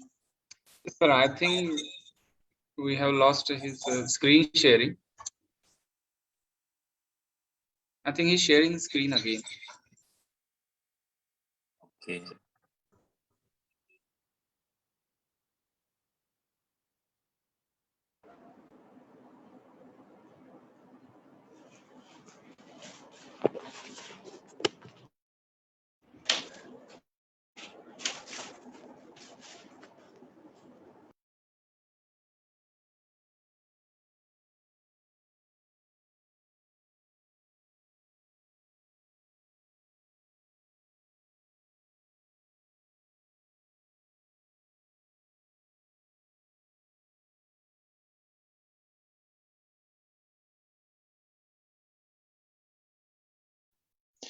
Вы видите слайд, сейчас все в порядке, вы меня слышите? Can you see the slides now? Can you hear me well? Can we continue? Yes. Please Yes, proceed. sir. Yes, we hear you. Хорошо, хорошо. И если вы видите, что у пациента увеличивается голубая часть спектра, то такой человек будет говорить: доктор, мне постоянно холодно, у меня постоянно тревога, я не могу никак успокоить свой ум, у меня возникает сухость в теле, я начинаю чувствовать, что у меня возникает склонность к запорам, к метеоризмам. Конечно же, в моих словах вы увидели пита-дошу, вата-дошу. And if the blue spectrum would dominate, the patient would say that, "Doctor, I feel freezing all the time, I feel agitated, I cannot calm myself down, I feel dryness in the body, I have tendency to constipation and flatulence." I'm sure that you all got that it is vata dosha here. И действительно, именно благодаря анализу спектрального ритма сердца мы создали математическую модель. Она, конечно же, намного сложнее, чем я сейчас вам прочитал это в лекции, которая позволяет оценивать баланс трех дош – вата, пита, кафа, который вы видите на этом столбце. And analyzing the spectral nature of heart rhythm, we, basing on that, created the mathematical model, which is, by the way, much more complicated than the one that I have described during this lecture. But this mathematical model allows assessing the condition, the balance of three doshas in the body, vata, pitta, and kapha. Ну и когда мы создали эту математическую модель, естественно, мы задались вопросом, а насколько она соответствует заявленным требованиям, то есть насколько она соответствует реалии. Можно ли ее сравнить с аутентичной пульсовой и пальпаторной диагностикой? When we created this mathematical model, the first question we had, does this mathematical algorithm, can actually meet all the requirements? Can it actually produce the same effect or be compared to the authentic palpatory pulse diagnosis? И, конечно, первый ученый, к которому я обратился со своим прибором для проведения исследований, был человек, который, собственно говоря, и вдохновил меня на разработку этой методики, чьи книжки были для меня Библией, с которыми я просыпался и засыпал, доктор Васант Лад. And the first scientist whom I addressed to help me answer my questions, the first scientist that I showed my device to, who actually inspired me for the development of this device, whose books I read as a Bible, was Dr. Vasant Lad. И первые исследования показали, что действительно пальпаторная диагностика и инструментальный алгоритм, который разработан в Ведапульсе, в высочайшей степени коррелируют и сопоставимы между собой. And the very first scientific researches held within this field showed that authentic palpatory diagnosis and instrumental algorithms of Vedapulse are highly correlated and can be used equally. Но мы пошли дальше, и вместе с университетом Амрита мы запустили большое исследование, которое опубликовано в рамках двойного слепого изучения пальпаторной диагностики и инструментальной диагностики, где показали, что эффективность анализа состояния пациента методом Ведапульс сопоставима с аутентичной пальпаторной диагностикой более чем на 87%. But we went further, and together with Amrita Scientific Research Institute, we organized the double-blind research dedicated to comparing palpatory pulse diagnosis and instrumental pulse diagnosis, and it showed that the effectiveness of the instrumental pulse assessment is comparable to the authentic pulse diagnosis. For more than 80%. И на сегодняшний момент мы можем говорить о том, что более 5000 специалистов по всему миру, в более чем 60 странах мира, в том числе и в Индии, эффективно используют этот академический инструмент для анализа состояния пациентов. Today we're having more than 5,000 specialists in more than 60 countries all over the world, including India, using efficiently the instrument for the instrumental pulse diagnosis. И я надеюсь, я сейчас обращаюсь к молодым студентам, которые выбрали своей судьбой изучение аюрведы, что ваш ум будет открыт к новым знаниям, что аюрведа будет вдохновлять вас, и в вашем сердце родится потребность быть ученым и создавать уникальные технологии, такие же, как Ведапульс, чтобы помогать людям.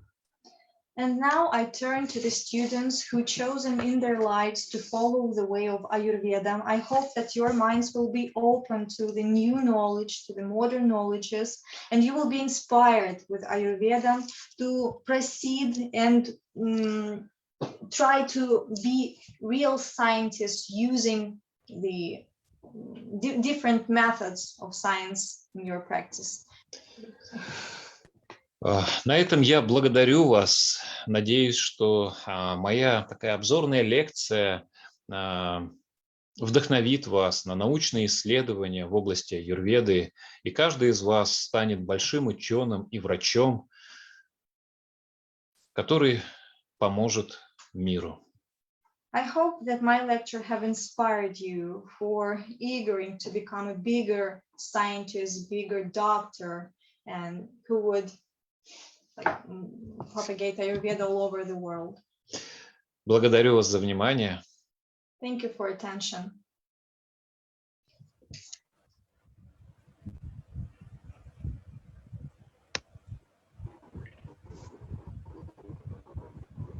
Yes, ma'am. Thank you. I congratulate, Thanks a lot, sir. sir. Sir had to you, explained us. yes, to you for for bringing such a novel device. I have worked on one of the cardiology trial where they tried to measure central aortic pressure, and the device was named as a BPRO, which had a similar technology, but your device is much more advanced than that. So can I ask you something related to this? Ну, если это позволяет формат нашего сегодняшнего выступления и председатель этой конференции не возражает, я с удовольствием отвечу на ваши вопросы. If the chairman is not against that, and if the format allows, sure, I will answer the question. Okay. May I, Principal Sir? Yes. You can go. Yes, yes. So, sir, three things you pointed out: the function of a pacemaker as a whole, and heart rate variability. But where does autonomous nervous system fits into these two? Have you ever considered the prominent role of autonomic nervous system influencing both these pacemaker and heart rate variability? Конечно. Сердечные нервы автономной нервной системы в очень сильной степени влияют на функцию пейсмейкера сердца и могут субординировать и определять выраженность их работы. Of course, the heart nerves in the autonomous nervous system largely influence the pacemaker cell's functioning and can subordinate and determine their expression. И если мы обратимся к спектрограмме, то зеленая часть спектра, по большому счету, с точки зрения современной клинической физиологии, связана с эффективностью работы парасимпатического отдела нервной системы и гормонов анаболического спектра. If we turn to the spectrum ranges, we would see that green range is directly associated from the clinical physiological point of view with the parasympathetic nervous system and anabolic hormones. Красная часть спектра в большей степени связана с симпатоадреналовой нервной системой и гормонами катаболического спектра. Адреналовая система. Гормонами катаболического спектра.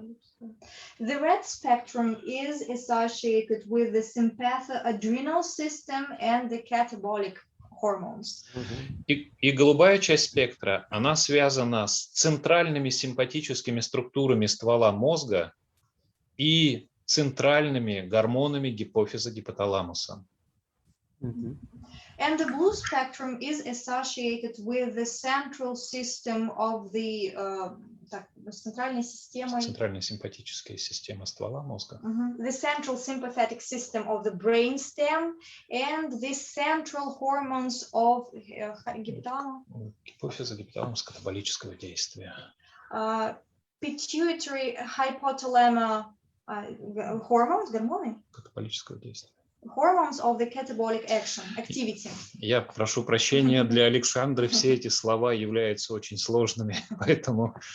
Yeah, we're sorry that with the translation, it's kind of complicated to... No, it's all right. I got him. Just one more question. And that even if the pacemaker functions well, as far as the generation of a pulse at peripheral level is concerned, it is affected by the structure of left ventricle wall, the valves present there, aortic valve, mitral valve, etc., etc. So have you underestimated these structures while designing this device?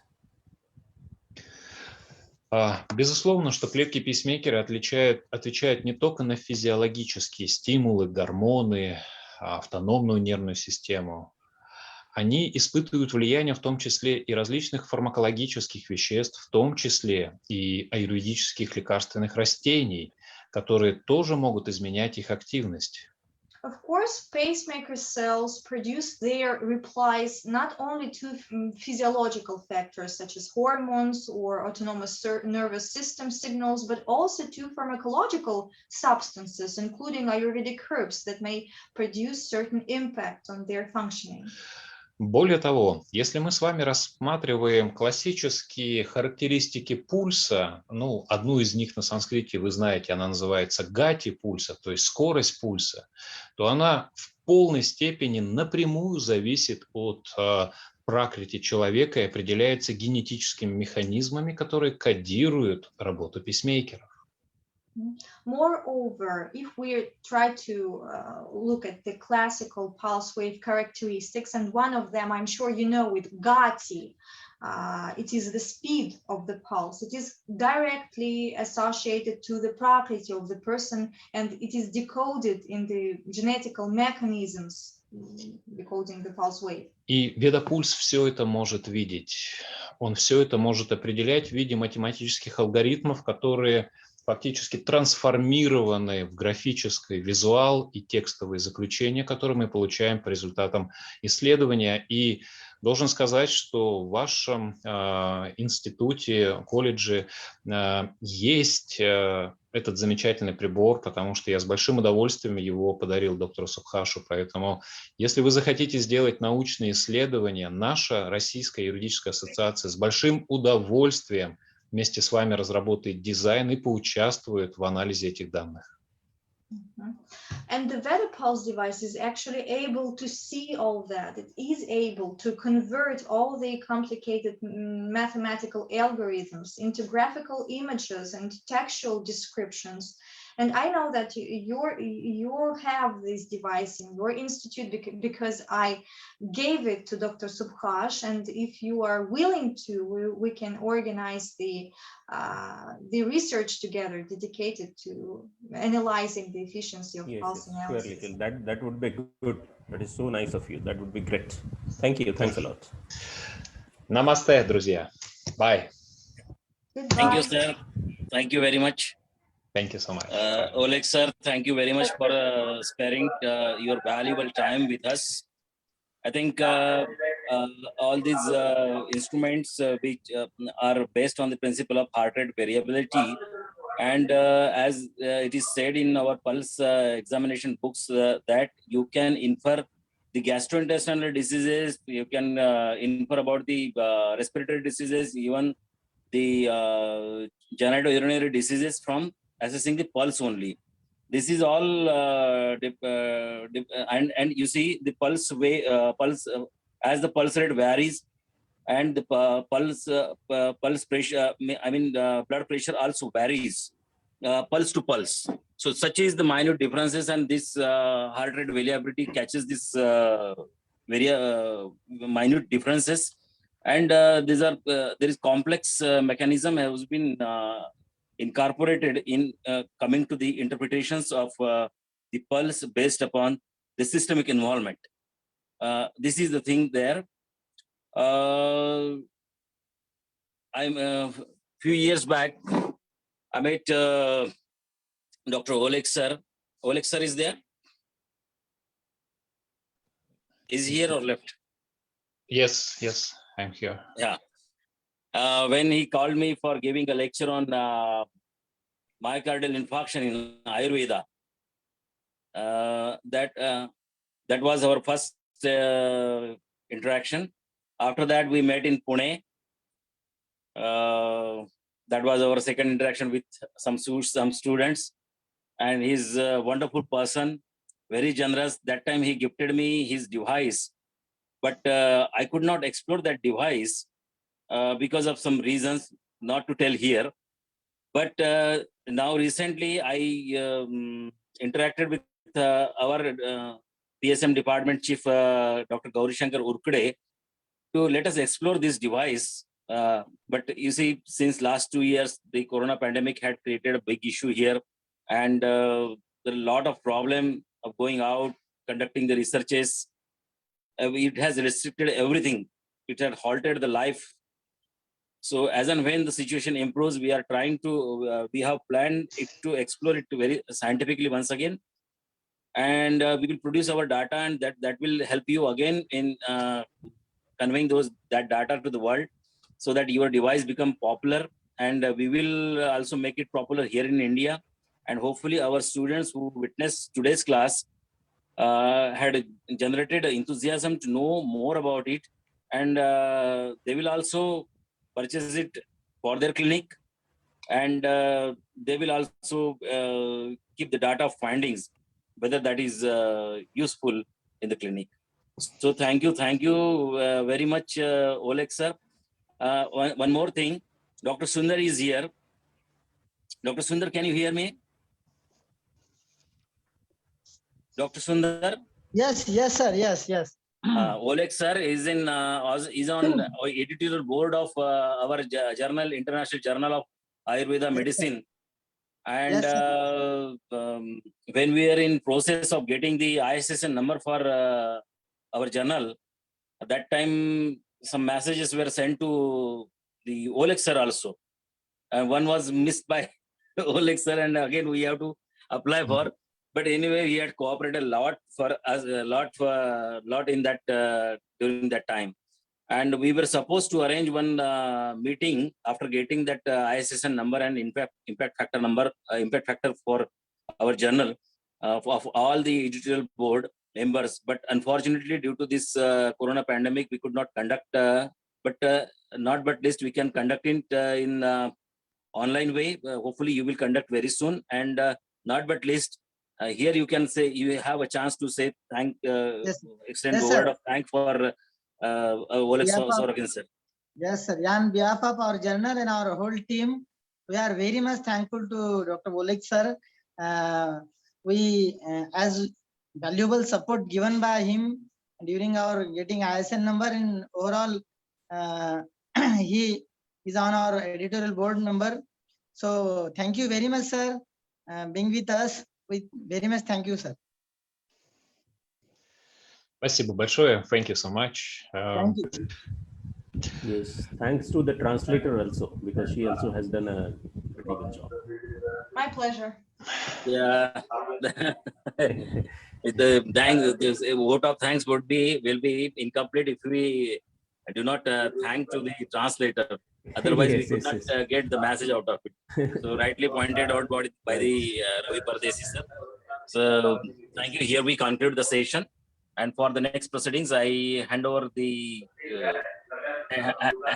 further to Ketki madam. Thank you all of you once again. For tomorrow, we have special instructions. Tomorrow, you are going to attend yoga and relaxation techniques. So be ready with your yoga mat and or clean bed sheet at a clean place. Make sure that nobody will disturb you while session is going on. And this will be interactive session. So you need to keep your video on all the session. Be there with an empty stomach and keep a notepad and pen with you. Sir, shall we conclude now? No, please conclude. It's time. Yes. Okay, sir. Thank you so much, sir. Have you extended a vote of thanks to the sir? Sir has, I think, sir has leaved, sir.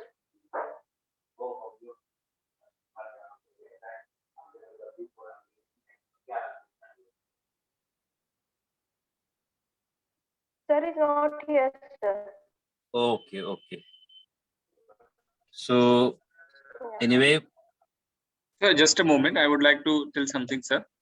As Okay. madam has asked the students to be empty stomach, but the yoga session I think is at 12 noon. Okay. Right. So better we can suggest the students to have a light breakfast at before joining the session at 9 a.m. Surely, sir. so that by the time Yeah. the yoga session starts, they will not have any complaint. It will be fine. Yeah, it will be better, sir. so rightly pointed and timely intervention by Shrikant sir. Yeah. So let us conclude, friend. Here we will stop the proceedings of the day for the day now, and we will meet tomorrow at 9 a.m. Okay. Thank you all. Thank you, Bye-bye. sir. Thank you. Thank you, sir. Thank you.